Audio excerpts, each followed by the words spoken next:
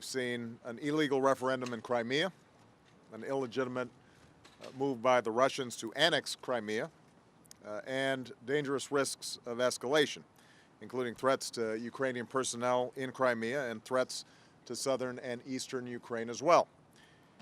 These are all choices that the Russian government has made, choices that have been rejected by the international community as well as the government of Ukraine. And because of these choices, the United States is today moving, as we said we would, to impose additional costs on Russia. Based on the executive order that I signed in response to Russia's initial intervention in Ukraine, we're imposing sanctions on more senior officials of the Russian government.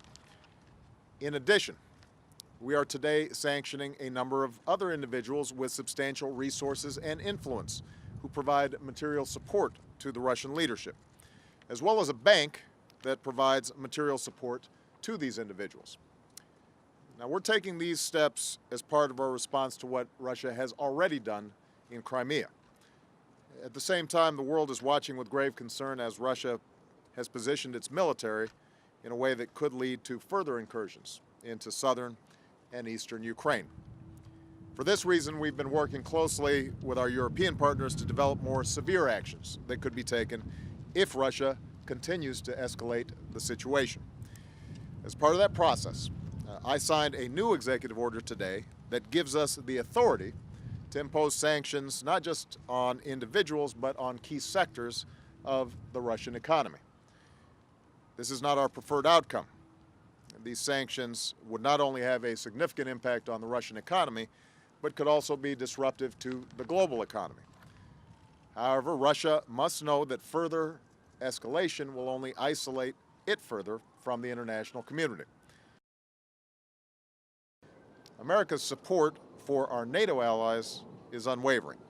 We're bound together by our profound Article 5 commitment to defend one another and by a set of shared values that so many generations sacrificed for. We've already increased our support for our Eastern European allies, and we will continue to strengthen NATO's collective defense, and we will step up our cooperation with Europe on economic and energy issues as well. Now, let me close by making a final point. Diplomacy between the United States and Russia continues. We've emphasized that Russia still has a different path available, one that de-escalates the situation and one that involves Russia pursuing a diplomatic solution with the government in Kiev, with the support of the international community. The Russian people need to know, and Mr. Putin needs to understand, that the Ukrainians shouldn't have to choose between the West and Russia. We want the Ukrainian people to determine their own destiny and to have good relations with the United States, with Russia, with Europe, with anyone that they choose. That can only happen if Russia also recognizes the rights of all the Ukrainian people to determine their future as free individuals and as a sovereign nation. Rights that people and nations around the world understand and support. Thank you very much, everybody.